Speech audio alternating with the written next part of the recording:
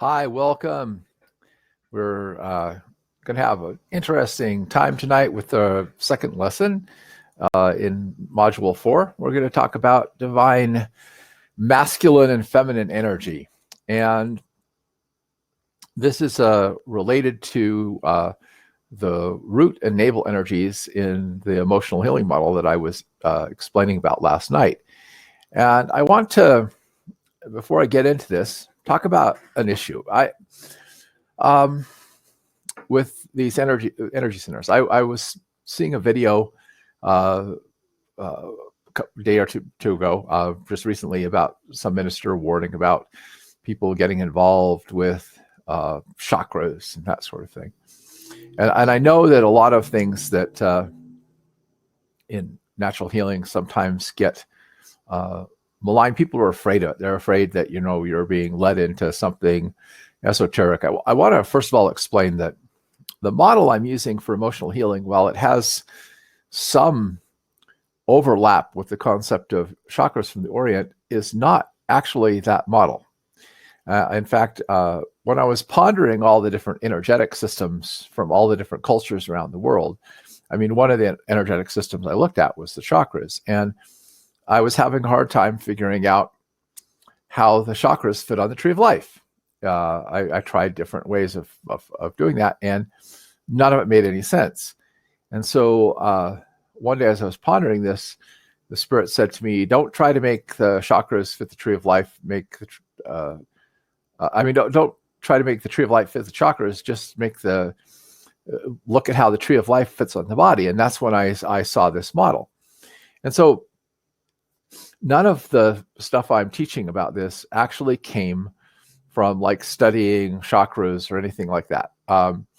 It actually came because once I saw how the tree of life overlapped on the body, and I started testing people to see where their energies were blocked, repeatedly the same issues came up in the same energy centers over and over and over again. So all of this is actually based on hugely on practical experience. It's based on what I actually observed, and in doing hundreds of emotional healing sessions with people, certain things consistently came up in certain areas of the body, and that's what we're going to talk about tonight. So, just returning to our presentation, we're talking tonight about the two lower energy centers, the root and the navel energy center, which do correlate to the idea of the root chakra and the navel chakra. But what I teach about them isn't exactly what you'll get from Oriental literature. I call these the root and foundations of a person's life. And what I learned that these two energy centers were primarily how do I say this? A positive energy in this aspect of one's life was generally created by a positive experience with mother and father in early childhood. And disturbances with mother and father in early childhood, typically below the age of 5, were what caused problems in these particular energy centers. And over again, when it was something, when the person's root energy tested weak, they had issues with father or father figures in early childhood. And all of those issues always centered around the issues of safety and security. In other words, it was always a father, and it always had something to do with safety and security. Whereas the navel always involved mother, and always, or mother figures in early childhood. And it was all about being nurtured or feeling loved and cared for. And so that's how this all came about. It didn't come about because I basically decided, read all this literature and da-da-da. It came up because over and over and over again, these things consistently happened. And the fact that these issues of safety and security were tied with the father figure and issues of nurturing with a mother figure, and more often than just mother figure or father figure, the actual biological mother or father, led me to a lot of the conclusions I'm going to explain in this particular video. Okay, and also just led me into really exploring a lot of things that I'd come to believe about men and women. And so I'm going to talk a little bit about masculine and feminine energy, about male and female. And I want to start off with this idea that a relationship is a game. It's a healthy game, because there are games that are very, very healthy, but all games have rules and all games have goals. And in order to have healthy relationships, you have to learn the rules and play the game well if you want to have healthy relationships. And the best book I ever found on this, and I've got a whole bunch of them listed later that you can read, that all helped me to formulate some of the ideas I'm going to talk about tonight, was The Enchantment of Opposites, How to Create Great Relationships by Patricia Huntington Taylor. Unfortunately, this book is out of print. So I'm going to present some of the ideas from this book and from some of the other books that I've found. And as I've applied this knowledge in my own life, my own relationships have greatly improved. So I've also proven in my own life that the concepts I'm talking about here are correct. Now, let me explain the difference between a role and a rule, which is one of the things she talks about. Roles are things that you that are aspects of a relationship. So there are roles that you can't change. When you're a mother, you're a mother. When you're a father, you're a father. When you're a son, you're a son. You're a daughter, you're a daughter. I mean, that's fixed. You can't alter that. There's also relationships that we adopt or enter into voluntarily, like husband, wife, teacher, friend. And the rules, the rules are the expectations of the behavior. The roles are different than the rules. You can, in whatever relationship you have, set whatever rules you have for your relationship. But people have different expectations of the rules, and there's no reason to stick to a particular set of rules if it's not working for you. But you aren't actually changing the roles, you're just changing the rules you associate with those roles. Now, one of the things that I learned in pondering this whole thing of energetics early on was the idea of yin and yang, the masculine and feminine force. And I got this understanding that the feminine force is the force of attraction. So when something is drawing energy to it, when it's drawing something to it, it expands. So the feminine force is the force of attraction. It pulls energy towards it and expands.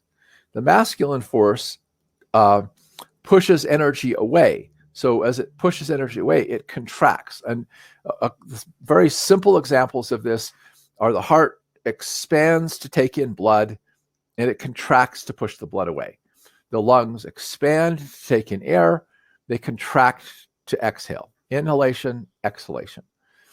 And so those two energies are the basic kind of energy of male and female forces in the universe. And with those basic energies come certain things that are very universal. And what I figured out is denying these things or saying that this polarity of male and female doesn't exist actually has made relationships between men and women worse. Not understanding this made me have horrible problems with marriage and relationships for a long, long time. It's part of the reason why I've been, divorced 4 times. I hate divorce. I hate it, but it was just, there was so many things inside of me from the way I was raised that had, and the stuff that's been put out in society that really I didn't fully understand this. And when I started fully understand this, it's allowed me to create much better relationships or now with the marriage I have right now, I really understand this, and it makes a big difference in how I interact with my wife and the love and the bond that exists between us. So one of the things that I figured out in doing this emotional healing work is this, that in the child, okay, if you're age regressing someone and they're going back to remembering being a little child, the child instinctively looks to the masculine force, the father, for protection. If the child does not feel safe, the child does not blame that feeling of lack of safety on mother, blames that feeling of lack of safety on father. I found this consistently over and over again. When you're going back and you're basically accessing the inner child, and the inner child is talking to you, they're instinctively looking for the father energy, the male energy, to protect them. They're instinctively looking for the female energy to nurture them. It doesn't matter if you had a nurturing father and a protective mother. If your mother wasn't nurturing and your father wasn't protecting, you have issues in the root and navel energy center. In other words, the expectation of the energy comes from the masculine and feminine dichotomy of your mother and father. And so that's very important, because the pushing away is protection. The drawing in is nurturing. Okay? So here's a really interesting idea. Masculine energy, being the force that puts out, is the energy that gives, and feminine energy is the energy that receives.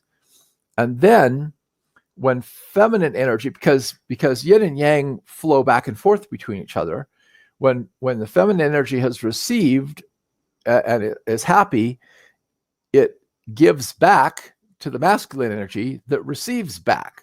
So the exchange is that masculine energy initiates giving, feminine energy initiates receiving, then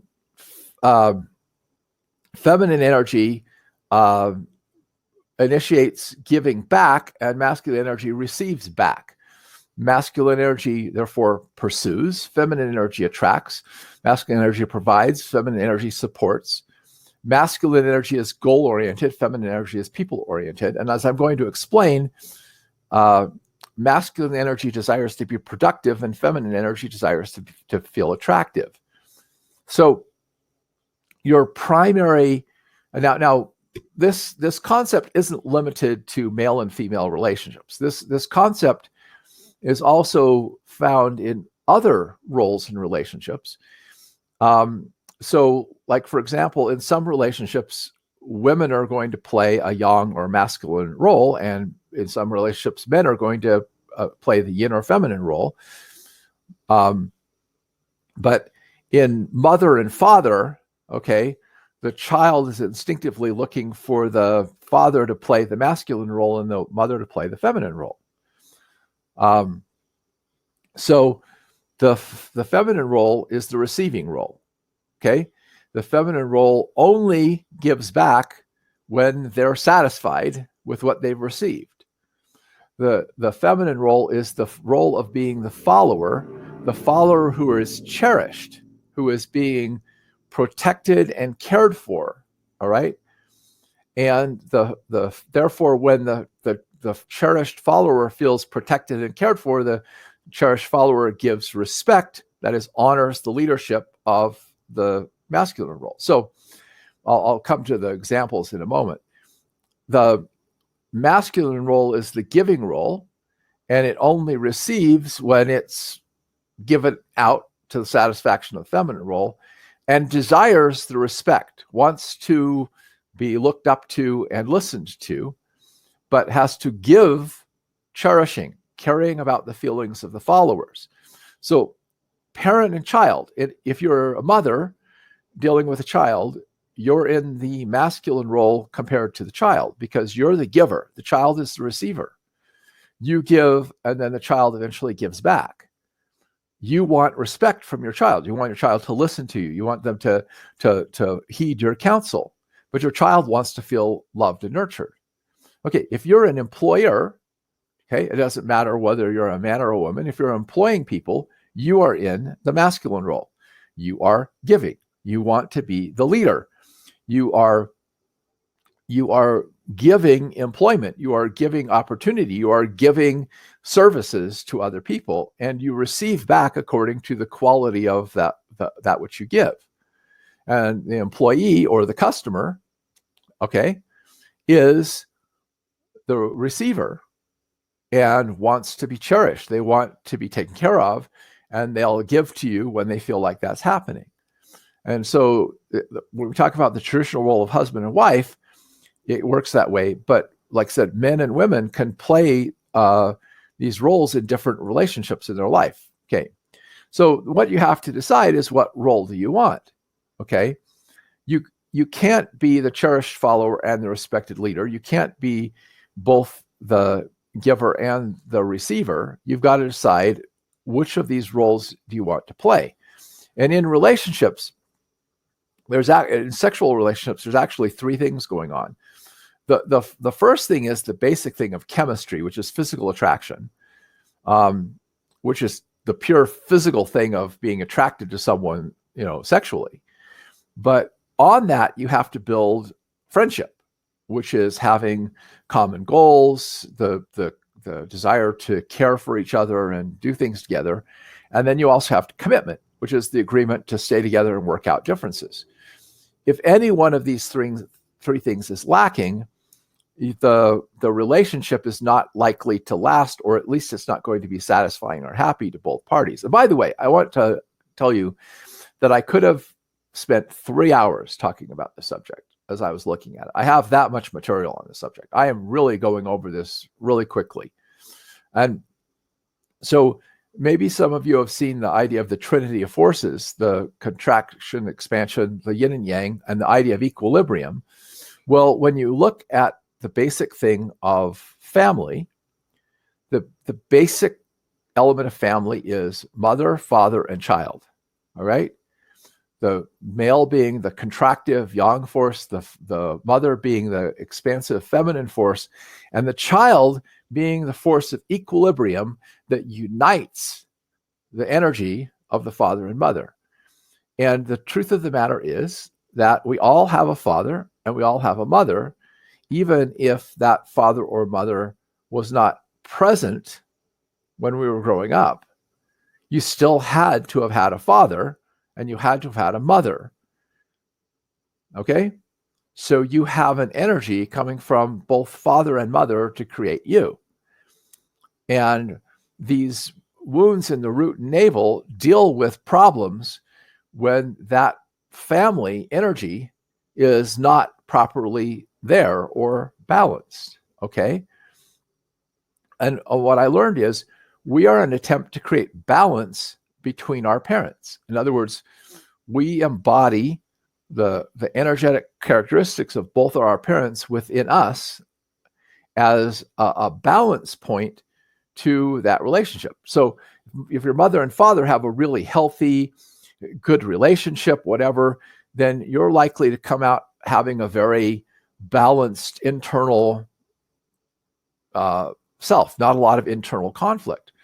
But if you go into your family tree and there's a lot of contention, problems, blah, blah, blah, a lot of conflict between mother and father, or there was not a healthy relationship between your mother and father, that's going to create more internal conflict or more internal wounds that you've got to deal with and heal to balance yourself out. In other words, and one of the things I learned in all of this work is the left side of your body, which includes your left iris and what your left iris shows about your genetic heritage, and is from your mother's side of the family.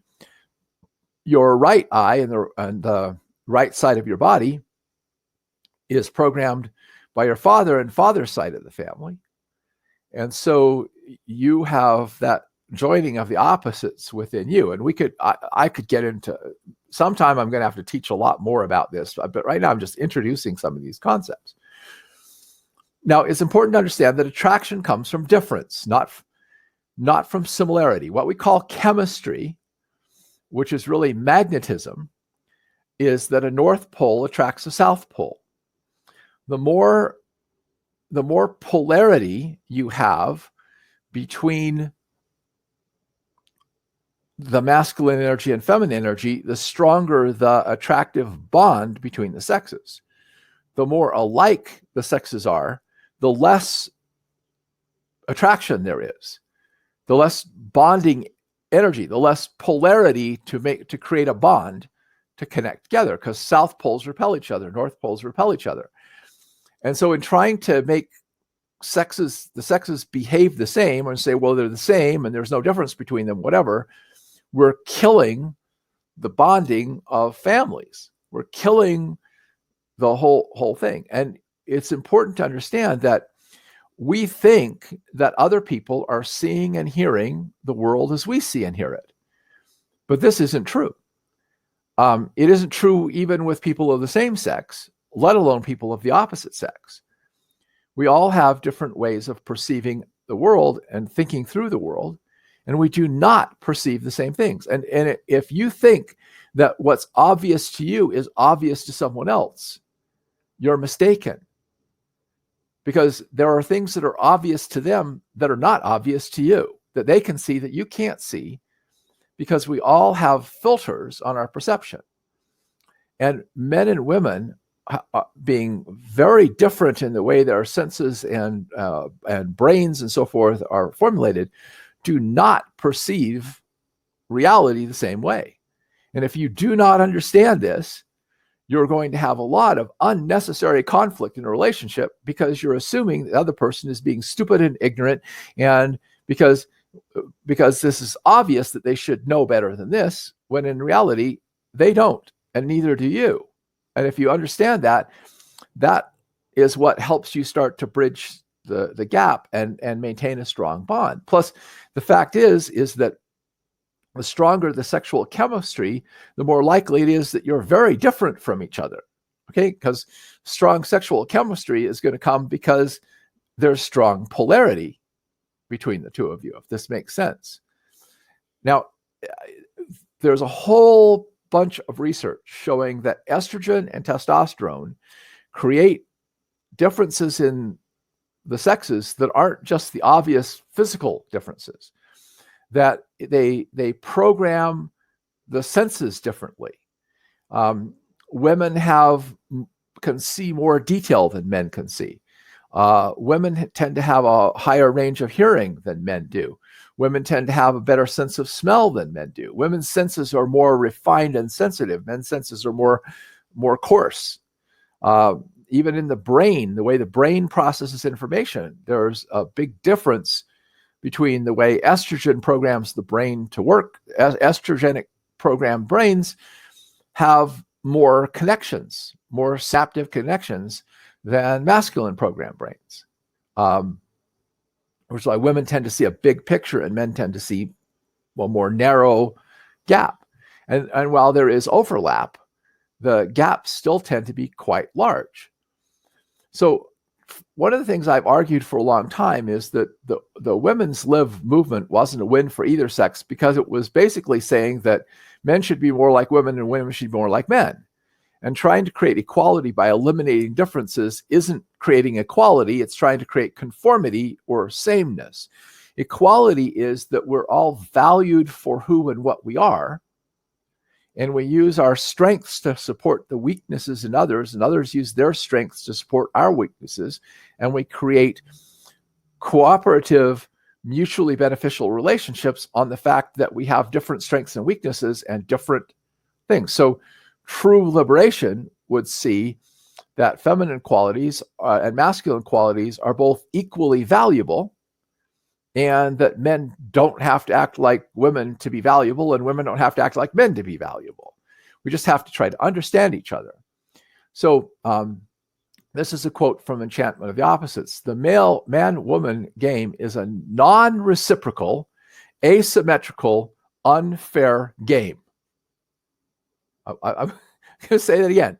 The game between men and women is non-reciprocal, asymmetrical, and unfair. All right? And I'm going to explain why that's the case in a minute. It's a game of unifying aliens, like ice cream and apple pie, which could go really nice together, but apple pie is not ice cream and ice cream is not apple pie. It is the difference that makes things interesting.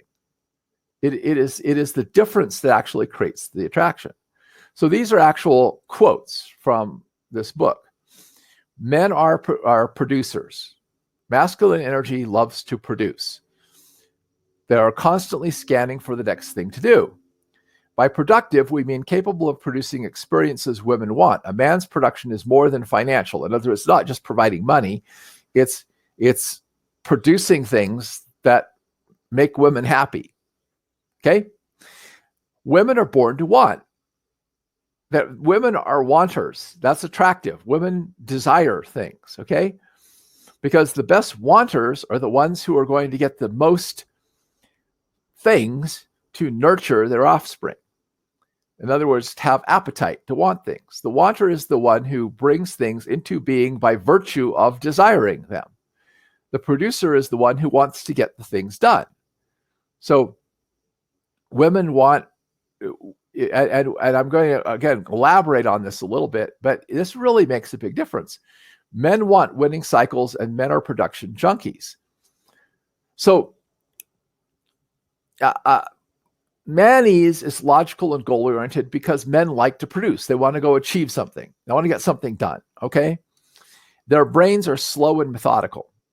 They don't like to change rapidly, whereas women's brains bounce all over the place very freely. Men like to know how things work, how to get things done.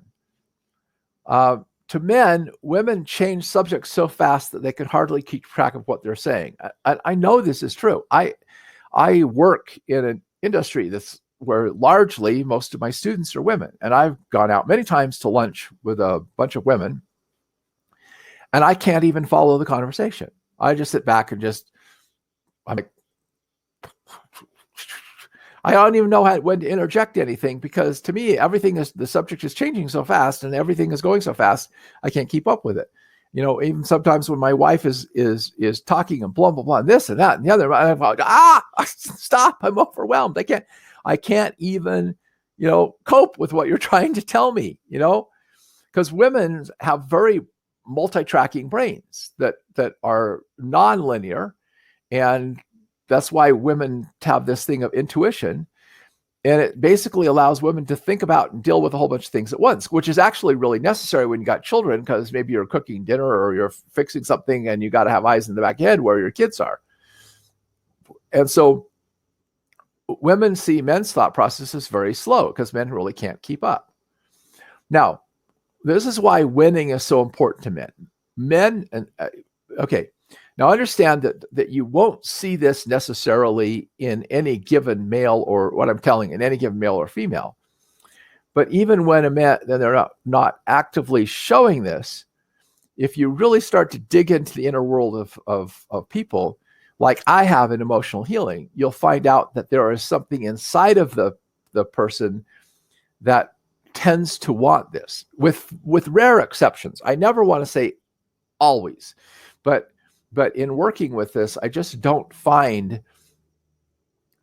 the exceptions when you really get deep inside of people. Men will go without food, sleep, or acknowledgement to get something done. So women who understand that men want to win give their men winning cycles and acknowledge them when their cycle is completed. And this was the most valuable thing I got from the book, The Enchantment of Opposites. And all this is leading up to understanding the root and navel energy. And I'm obviously going to probably go over on this one tonight because I knew I had a lot of material to cover. Men are always in their innermost being wondering, am I useful? Am I useful? Am I useful? Men are constantly questioning their own ability to produce. And what Patricia Huntington says is, you can never reassure a man too much that you appreciate his productivity, because his desire to be productive is insatiable. And the female mantra is, am I attractive? I'm attractive. I'm attractive. Now, that doesn't mean just physically attractive. It means, am I the kind of person, even in my personality and my looks and whatever, who is desirable, who someone will want to love me, to take care of me, to notice me, to pay attention to me, to give me the things I want. This is why you go into a shopping mall and there's dozens of clothing stores for women and maybe one for men, right? Because men aren't worried about, am I attractive? They're worried about, am I productive? You know, women are pleasure-oriented rather than goal-oriented, but most women have been trained not to desire, okay? That their desire, that they're wanting is not good. And so women who lose their desire to want things are also causing their men to lose because a man wants to be able to produce, okay? So Charles says men go first into danger, women into to pleasure. So gentlemen have the courage to remain calm when women are emotionally upset and just try to be stable. That's because masculinity wants to be even, and also masculine energy should take the rap when something bad happens with the couple, like we're late, even if they're late because the wife took a long time getting ready. All right.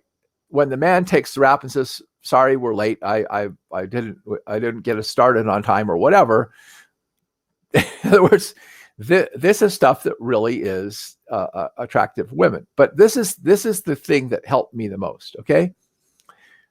She says to men, remember a time when you did something successful and won praise. How did you feel? How long were you able to bask in the glory? Did you stop seeking to be successful? In other words, and this is true, okay? You achieve something, and then for a minute you feel good, but then there's this thing, I got to achieve something else. Whereas if you compliment a woman on their appearance and you say, oh, you're beautiful. Oh, you have nice shoes. Oh, I like the way your outfit looks. Oh, that's a beautiful piece of jewelry you've got. I like the smell of that perfume. Women generally really, really like that. Okay. And even if they resisted or they, whatever, there's a part of them wants to hear that. And you can never reassure a woman too much that you find her attractive. I constantly, because now having understood this, I constantly comment on things to demonstrate to my wife that she's attractive to me. Oh, I love your beautiful eyes. Oh, your perfume smells really good. I like the way your dress goes with your shoes, whatever. And as you do that, you can see that you're building a win for your wife because, or you call and you do something to say, I was at work and I just thought of you and I'm calling to let you know I was just thinking of you, because that constantly reassuring a woman, I'm attracted to you, I'm thinking of you, I'm whatever, it constantly builds her feeling, okay? And when she says, am I fat or whatever, you never agree with it. You never agree with it. You say, no, you're beautiful to me, because you don't buy into your partner's fears. Well, the corresponding thing for men is, okay, am I producing enough? Am I producing enough? Am I producing enough?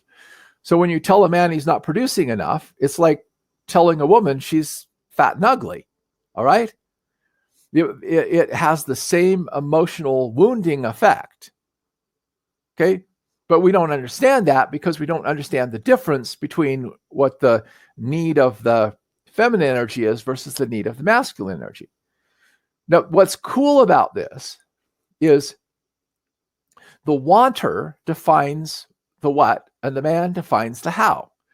So men don't mind women saying what they want, as long as it's not in the sense of, you don't get this to me and blah, blah, making him feel bad about himself.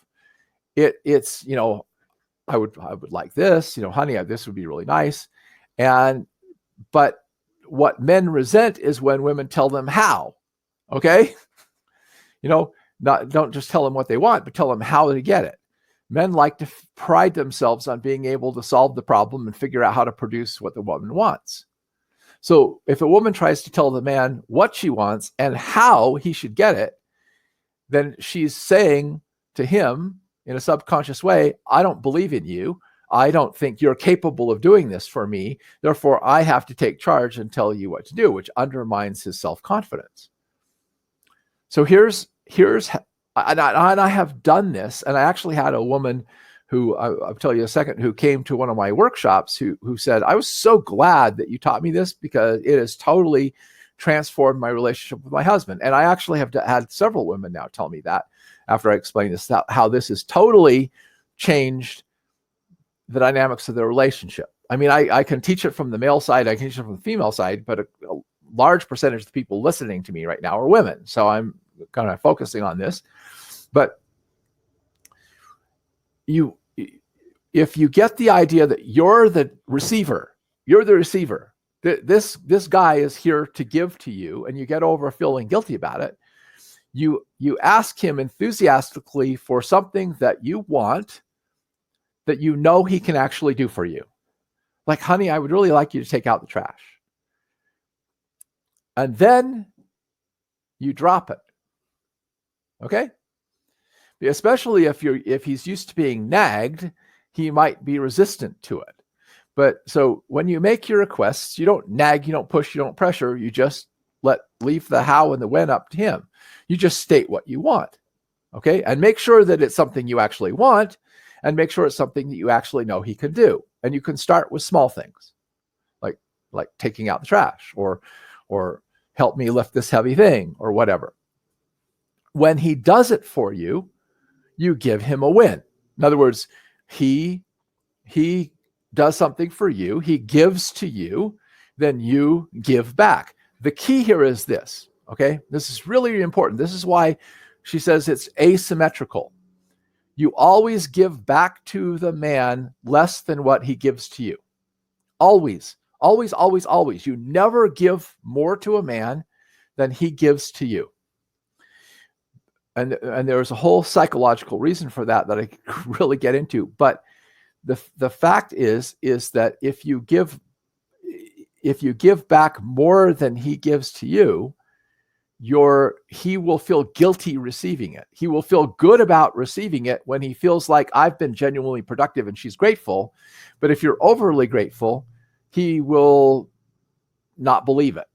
So a win for a man can be something so simple as just smiling at him, or saying thank you, or giving him a hug, saying something like my hero. It doesn't have to be big, just something that acknowledges you won. You won. You successfully pleased me. Because men thrive on that. I was productive. I did something that pleased her. The reason men don't respond to women's requests is either, one, they don't believe that what she's asking for is genuine. She doesn't really want it. She's just bringing it. Or he doubts that he can do it, or feels her doubt that he can do it. Understand? If it has to have confidence that he can feel it. So men love to be praised and admired, not for they look nice or blah blah blah, or they because they like to be desired because I did something. All right, so you acknowledge it, you briefly, you don't exaggerate, and you never give it if it's undeserved, ever, because you're the receiver, not the giver. If women give too much to men without first having men give to them, they turn into mothers for their husbands, not wives. Mothers give to their boys. Mothers are in the masculine role to their boys. Their boys are in the feminine role to the mother. But in all traditional cultures, there was a rite of male passage in which the boy was taken from the mother, put in the company of men, and then comes back to relate to woman in a different way, where he's the giver and she's the receiver. And most men aren't in our society making that transition because they don't have enough masculine role models or enough rites of passage to successfully navigate that change. You don't want the man to be your son. You want him to be your husband, which means you want to be in the giving role. So In acknowledging women, you can never acknowledge women too much. You can be very enthusiastic, and women love details. You know, don't just say to your wife, "Oh, you're attractive." You look for specific things about her that you find attractive. Oh, I really like this. I really love that. Oh, your shoulders. Your shoulders are so nice. You know, while you touch any. You know, uh, I love the way you do that. Anything, and women love details. You know, they love when you notice a piece of jewelry they're wearing, or a perfume they're wearing, or the shoes they're wearing, or the outfit they're wearing, or anything that that you, again, genuinely. And you can also acknowledge what she does for you, because women also appreciate being acknowledged, that they took care of the kids, washed the dishes, or whatever. You acknowledge what they do. Oh, that was a wonderful dinner, honey. Wow, that particular thing was really good. I really liked this. The specific details, constantly saying, you're attractive to me. I appreciate you. I'm drawn to you. Women need to constantly be reassured that you are drawn to her, that you're thinking of her, that you're attracted to her. If that's the thing for men. These are some books. If you want to learn more about this stuff, these are the books. I put up the thing for the handouts. And of course, I also have a page at modernmedicine.com for the handouts. You can go ahead and read some of these books to understand the difference between men and women, and some things about relationships that I've studied. Like I said, I could have gone on this for like 3 hours. But I had to cover this. This is very, very important, because this understanding has all been lost from our culture. And it also helps you understand the nature of root and navel energy center wounds. Okay. So the root energy center is actually located between the legs and tested over the pubic area. And one of the things I learned about these energies is that going up the body, they alternate, meaning that in this one, men are sending energy from their root energy. So in other words, they're providing energy. I didn't get the handles up on the class page, but I did put, if you click on the controls, there's a thing to download the file for these handouts while you're on the webinar. Okay. And I'll get the handouts and the recording up, probably tomorrow or Wednesday. So men give from the root energy, women receive from the root energy. And this is why men give the root energy and women receive it. Women give navel energy and men receive it. This is where part of where the attraction comes in, because it's like that north and south pole. Okay. So, this is just, I'm not going to go over this in detail, but there's a whole range of meaning in every one of the spheres on the tree of life. And the sphere number 11, which is kingdom, which has to do with, it's a little hard to explain, so I'm not going to try to get into it, but it really has to do with this, a domain, a sovereign thing, being very fixed and very temporal and very connected to basically the earth, which is why it's associated with the idea of roots and being grounded, being connected to the earth. It provides a sense of stability, security, and confidence, like putting roots down in the ground and having a home, a place where you belong, where you're safe, where you are occupying space in the physical world, and you're secure in the space you're operating in the physical world. So if your root energy is disturbed, you don't have a good connection to the physical world. And one of the things that can happen is you can get a lot of stiffness in your legs and whatever, so that when you walk, it's very awkward. It's not smooth and steady. People who have problems with the root chakra often stand with locked knees. They're very stiff in their legs. Their pelvis is very tense, and they're easy to push over. They're easy to knock down. They don't have this sense of strength. That's one of the things that we teach in the emotional healing workshops is how to root yourself, how to activate the root energy and stand your ground. Standing your ground is a really, really important exercise to be able to get the energy. Now, the root energy is also very connected with sexual intercourse, which is, again, a connection, okay? And I apologize. I don't try to offend anybody, but I've just got to lay it out like it really is. Sexual pleasure is linked to the ability of the pelvis to move and rock back and forth gracefully.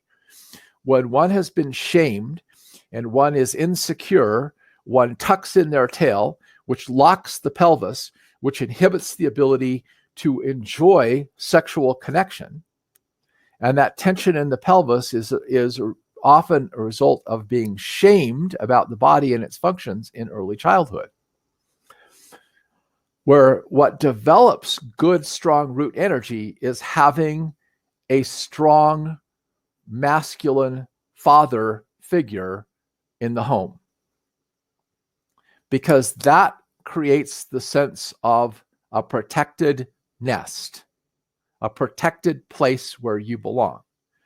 And if for any reason you lacked that, you likely have disturbances in your root energy unless you've done things to deliberately work on that and heal it.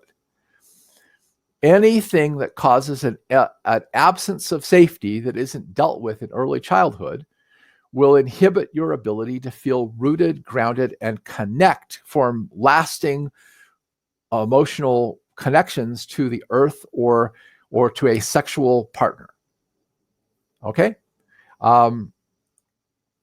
So when one has a strong root energy, you feel safe, you feel secure, you feel like you have a place on earth where you belong, you have an ability to form lasting connections with a family, especially with a sexual partner, and have pleasure in that connection with that partner.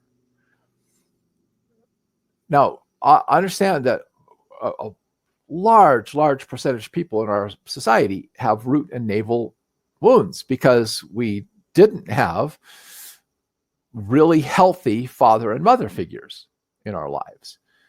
So these are the things that consistently come up when I've been checking people and find their root energy is weak. They often have been sexually molested by their father or other males, although occasionally it may be from a woman, but that's not really very common. Being physically abused by any guardian, father, mother, or adult authority figure in early childhood, severely beaten and and that kind of physical abuse shows up here. Verbal abuse from the father shows up here, not from the mother. Now, what's interesting is even if the mom is abusive, okay, and this is what I found, if the mother is abusive and the mother is beating the kid, the inner child blames the father for not protecting me from the mother, blames the mother for not nurturing them, but it blames the father for not protecting them. And again, when I saw this happen over and over again, I go, this has got to be teaching me something. There really is something really important about masculine and feminine energy that we need to understand. It is the father's role, primary role, to make the family feel safe. Okay? And when the father fails in that role of making the family feel safe, it creates disturbances in the family. Okay? So if you didn't have a father figure, if your father abandoned you, or you were a child of some sexual thing where your father was never around or whatever, that will also create disturbances in the root energy. And this can show up as these kinds of physical health problems. Weakness in your lower extremities, a poor sense of balance, excess weight on the hips and thighs. That's very common in women who've been sexually abused. Urinary problems, lack of sexual enjoyment in a sexual relationship, feeling guilty about sex, feeling shamed about sex, and so forth. And that, by the way, can show up as being extremely promiscuous or extremely prudish. It can go either way, depending on how the person deals with it. And in women particularly, it can show up as all kinds of female reproductive problems. PMS, uterine fibroids, endometriosis, vaginitis. In males, it can also show up as reproductive problems, erectile dysfunction, prostatitis, and BPH, all of which can happen because there's a lack of energy in that part of the body, a lack of movement energy. So I created this basic list of affirmations. I'm going to just turn off my camera so you can read it all, which I put out in module 3. But these are things that I fully, that we muscle test people on when they have a weakness at the root energy and see where one of these things tests weak. And then we go to work on that as an emotional wound. And this is just a review of what we covered in module 3. These are some of the essential oils that we'll use in helping people to get more grounded and heal those energies. And these are some of the flower essences that we use. And again, I'm not going to talk about all of these. These are on our charts. These are in module 3 when I covered flower essences and also had one covering essential oils. But this is just a review. These are all things that we use to help heal the wounds in this energy. Now, one of the things I want to go back to real quickly here is this one question affirmation, because this is really important, okay? My father and other men love and protect me unconditionally. Now, how do you heal that? How do you change that? Okay? If you didn't have a father in the home, or if your father was really abusive or he sexually molested you, okay? Because you can't legitimately get to the point where you say, my father loves and protects me unconditionally, because it wouldn't be true. At least not with your earthly father. What happens is when you do the question affirmation technique and say, what would it feel like to have a father who loved me and protected me unconditionally? What would that feel like? As you contemplate that question, it opens the energy of what you would have felt had you had that kind of a father. Because inside, you understand, something deep inside of you understands what I call the divine masculine archetype. And you connect with that divine masculine archetype, and you feel the feeling of what it would be like to be under that kind of protecting love. And once you feel like what it's like to be under that protecting love, I believe you are getting in touch with the love of our Father in heaven, the love of our divine Father. And you actually are able to make a transition that, yes, you do have a father who loves and is willing to protect you unconditionally. And once you've generated that energy, that feeling, and have that sense of connection to the divine masculine archetype, you actually can acquire that feeling as an adult, even though you never had it as a child. And I've seen that happen numerous times in emotional healing work. So I just wanted to make that's really important to understand. And it's the same thing when you're dealing with the navel. Now, the navel is really interesting because this is the belly button. What is the belly button? Well, the belly button is where the umbilical cord connected you to your mother in the womb. And through that belly button, you were nurtured for the first 9 months. Well, not 9 months because it doesn't form immediately. But I mean, while you were in the womb, once the placenta and the umbilical cord form and you start forming, you're fed through that from your mother's own body, from her own substance. You are nourished from the substance of your mother. And then when you come out of the womb, if you were breastfed, then your mother's body feeds you, nourishes you. So this is the navel energy. The X's should actually be over the yellow square. Sorry for that. And so number 10 has to do with this idea of foundation, which is stability, being stable, unmoving, established. And that's why I call these two energy centers the roots and the foundations. If you have good roots and you have a good foundation, you've got a good starting point for building a healthy life. And that comes from your father and your mother. All right. But when you didn't have a good mother-father relationship, you lack this. So the navel energy is the foundation of your existence, okay? And it enables you to feel like, okay, whatever I'm going to need in this life, it's going to be taken care of. If I need food, I'm going to get food. If I need shelter, I'll be able to get shelter. If I need clothing, I'll be able to get clothing. If I need love, I'll be able to get love. If I need money, I'll be able to get money. It has to do with the idea that my desires for the things I need physically to sustain my life can be met. And when we feel like that we don't have worries about getting what we need to sustain our life, we feel stable, right?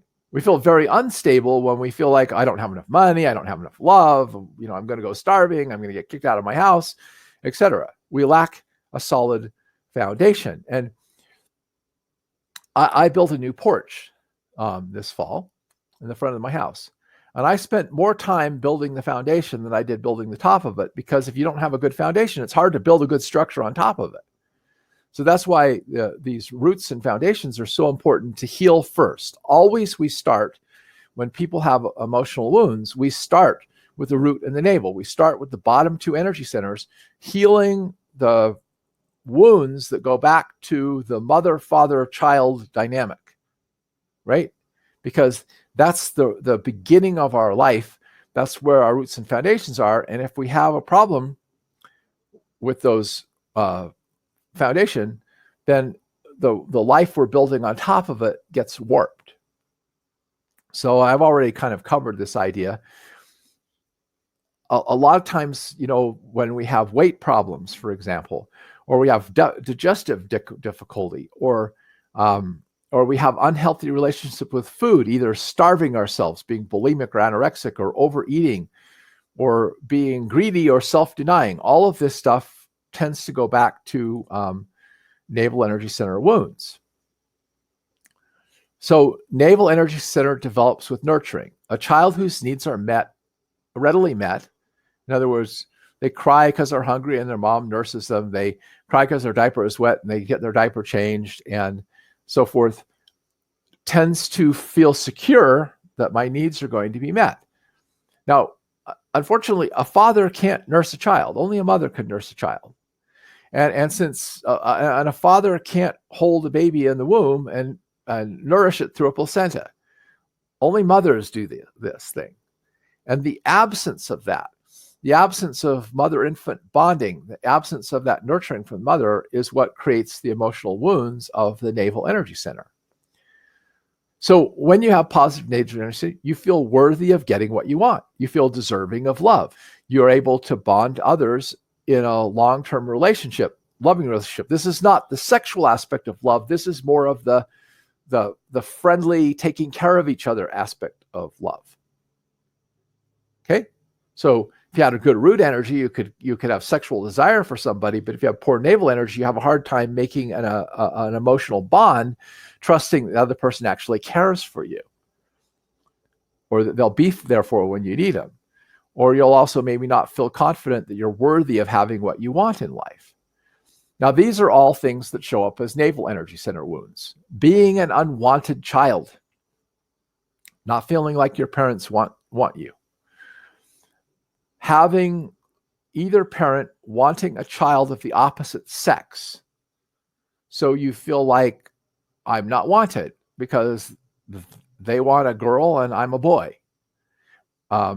That's more, but those things are more true for the mother than the father, meaning that if the mother doesn't want the child, that has a much bigger impact on this than the father doesn't want it. And the same thing with the mother wanting a boy or a girl has a bigger impact than the father. Attempted abortions. I have gone through this several times with people whose mother tried to do an abortion, and the child in the womb knew that the mother tried to kill them. And we went back and we relived that, and the wound of that, of feeling like my own mother wanted to kill me, is an incredibly deep emotional wound that shows up in the navel energy center. Birthing traumas, including C-section, forceps delivery, and other difficulties during childbirth that actually broke apart the normal process of birth, of being squeezed through the birth canal. And then the normal process of birth is after you squeeze through the birth canal, your mom takes you and puts you on her chest. The infant hears the same heartbeat that they heard in the womb. The mother nurses the child. Nursing the child actually helps expel the placenta, because nipple stimulation creates oxytocin, which expels the placenta and shuts down and stops bleeding. It's all very ingenious system. And then the child feels secure, and that creates a bonding, because as the oxytocin is flooding the system during childbirth, it creates the mother-infant bonding. But if you were born by C-section, you're ripped out of the womb, and you don't hear your mom's heartbeat, then it creates a disconnect between mom and child. Okay? And if your mom is abusive rather than nurturing, or emotionally distant, in other words, she changes your diaper and she gives you a bottle, but she's emotionally distant, all of these kinds of things will create navel energy center wounds. And this can cause you to want to eat to feed your emotional needs, to fill up the emptiness inside, to try to fill it with food, okay? Which could either result in excess waste, but it also can result in self-denial. I'm not worthy of what I want, and therefore I stick to these very weird philosophically based diets and ignore my body's own cravings and needs, and maybe get anorexia or bulimia. You could have digestive disturbances, inflammatory bowel disorders, frequent indigestion. Also, addictions tend to show up from here, people trying to fill the emotional emptiness they feel inside. And also infertility, difficulty with pregnancy and childbirth. Of course, that only happens in women. So navel energy, emotional issues, the inability to emotionally bond with a partner. That's not the inability to sexually bond with a partner. It's the ability to emotionally bond with a partner, feeling unworthy of love, feeling unworthy of having your needs met, having a poverty mentality. Typically, people who have navel energy center wounds are hyperachievers. Or people pleasers. They're trying constantly to go out in the world and prove I deserve to be here and I deserve to get what I want. And often the pain causes you to live more in your head and be less connected with your physical body. One of the special cases of navel energy wounds is adopted children. If an unwed mother basically is giving her child away, again, you have to think of this from the consciousness of the child. My own mom doesn't want me. She's giving away. How unworthy does that make you feel? My own mom doesn't love me. Okay? That's the first thing, that when you have an adopted child, you have to work with that thing. You have to overcome that feeling, I'm not wanted. Second is, the child's energy pattern comes from their biological family tree, not from the adopted parents. It's coming from the biological parents. So the child has all the genetically carried issues of the actual biological family tree that has nothing to do with the way the adoptive parents are trying to raise them. And you have to be aware of that and start working with that.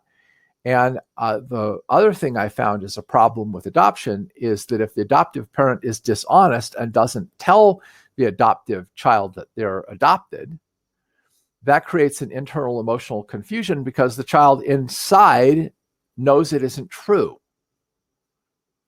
And if the child inside has a lot of anger towards the actual parents, that anger can be diverted towards the adopted child. So I find it's best to be honest with children, which is a whole nother discussion about things. So these are the navel energy affirmations. I have what I need to sustain my life. My body receives what it needs to be healthy. I have the money and financial prosperity I need. I have the love and nurturing I need from others. I am comfortable allowing other people to nurture me. And then again, my mother and other women in my life love and nurture me unconditionally. So again, in healing that last one, all right, it doesn't matter that you didn't have a mother who loved and nurtured you. I mean, because once you go into what would it feel like to have a mother who loved and nurtured me unconditionally, there is also a divine feminine archetype. If you want a feminine aspect to God, okay, as the nurturer, that when you connect to that feminine, divine feminine archetype within, and you feel what that would feel like, then you can lay claim on that and as an adult develop the feeling even though you didn't have as a child. There would be no point in talking about this if it couldn't be healed. But the truth of the matter is it can be healed. And that's the whole point. You can go back and undo all this and give the adult person the feeling, healing the child within them, so that now they feel like, yes, I am protected. Yes, I am nurtured. And again, this is just a review of essential oils that could be used to help open this up and heal it, which we covered in Module 3, and flower essences that can be used. And one of the ones that I really want to make a big deal about is Mariposa Lily. When you have an adopted child, and I have routinely done this with very big success, I have had mother and child take Mariposa Lily flower essence.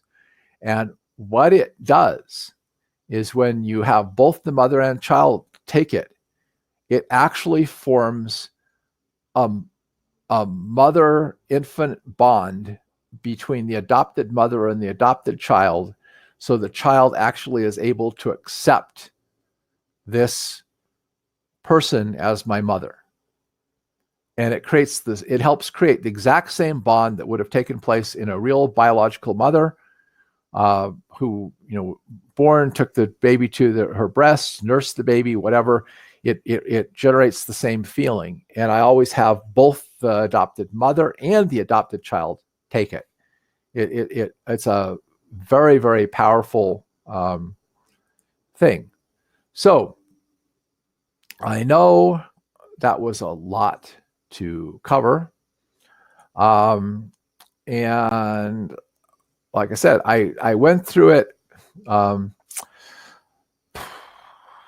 It's a lot to digest. Okay. So one of the things I've decided to do is I'll probably going to start doing some additional training and things that go more in depth on some of these things, because I realized like I could have spent 3 hours on this topic alone.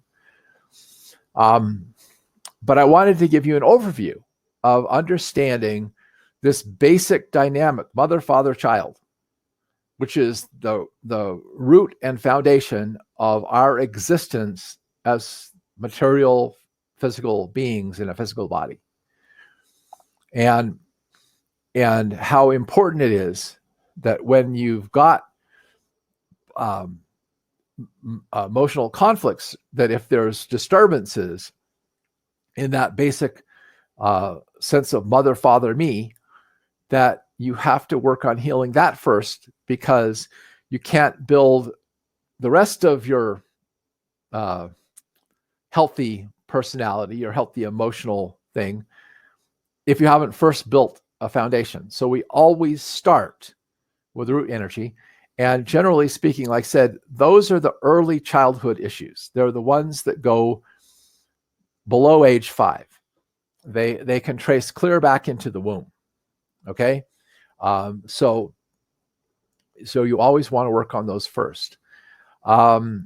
Again, in Module 3, I cover a lot of the tools that you use on these. In this module, I'm trying to explain the actual model, so that if you actually do start muscle testing people's energy centers or start working with this, you'll have a good idea of the kinds of issues that you're dealing with and why they're there, and what the healing tools are designed to accomplish, which is to create that sense of safety and security and nurturing. Does anybody have any questions before I end for tonight? I think we have a smaller group because it's Thanksgiving weekend. So I Thanksgiving is coming up this week, so I'm sure people are busy. But thanks to those of you who did join me for tonight. But just feel free to make any comments or questions about the material. If there aren't any, I will go ahead and close. But like I said, if you question some of the things I said about male-female relationships, I highly suggest you get in and read some of these books, because you will, if you start to get the dynamics of yin and yang, male and female, and you really start to understand how that works, it's really a lot easier to create a win-win in a male-female relationship, because you understand that the nature of the exchange that goes on.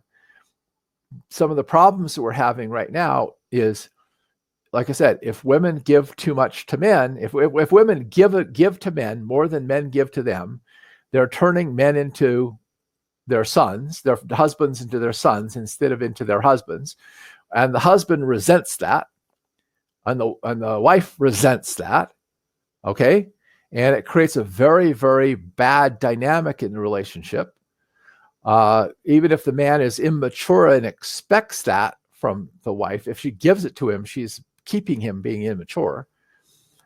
If he starts taking up and feeling like, I'm the giver, I give, I'm the one who gives, you're the one who receives, I take care of you, and then you give me a win by showing me that I successfully pleased you, that creates a better dynamic. I forgot to tell the story. The woman who came in the class said she started doing this with her husband. She started asking for things and just letting him do it, and then thanking him and doing little wins for him when she did things he liked. And she says it was amazing. In a week, it started turning their entire relationship around. He loved it. She loved it.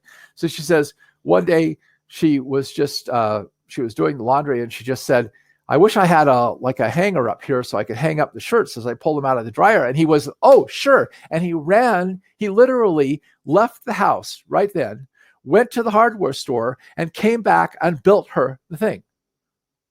Because the true inner nature of the man is to want to be productive and feel like I can be productive for my family. I can give to my family. But the problem is, again, and someone just said, I have a problem of trying to tell my husband how to do things. He gets real upset with me. Yeah, that's the point, because it's like when you say, how do you do this? You're subtly saying, I don't believe you can produce for me. I don't believe you're competent enough to produce for me. And that's sort of like him saying, well, that's not sort of, it's exactly like him saying to you, you're not that attractive to me. I don't think you're not that attractive. And you can see that really is painful and causes a lot of emotional healing. I mean, a lot of emotional wounds and so forth. And like I said, the affirmations, which are on the chart, and I just want to remind you that, we have the charts that show all the affirmations for the energy centers, all the flower essence for the energy centers, and all the oils for the energy centers, which you can get to help you do this work. But and someone said it's going to have to digest this and say, yes, it takes time to digest, because it took time for me to digest, because we've been really messed up, because very few of us had a really healthy archetypal male or female father and mother, as well as we have all this cultural stuff, all of the relationships that are depicted in modern TV shows, modern movies, modern music are all dysfunctional. The music is dysfunctional relationships. The TV shows are dysfunctional relationships. The movies are dysfunctional relationships. We have no role modeling anymore for healthy masculine feminine relationships. So we really have to consciously relearn what this is about. And like I said, me consciously relearning has made a big difference. And I just want to also close with a request. Okay? Ever since I started working on getting this material out and changing and being brave, I have felt like I have been under constant assault with one problem after another coming to me. So I would, number one, appreciate any of you who would be inclined to do so to pray for me to get through all this so I can keep doing this work, because I really want to do this. And I also would appreciate any of you who can support us with a donation, becoming a member to our member program, buying our emotional healing charts, or doing anything else you can to help us out so we can stay in business and continue to do this, to please do so. Because I really want to go next year and I haven't decided the name of the show, but start a show, just regularly talk about all these kinds of stuff like I talked about today, to continue to go on and educate people with what I've learned in doing this work. So thanks again for any of your support. And again, I encourage you actually listen to this again, look at some of the books I recommended, and start pondering this and seeing if you can put a little of it into practice. And you may be pleasantly surprised at how much it improves your relationships. So again, thanks everybody, and good night.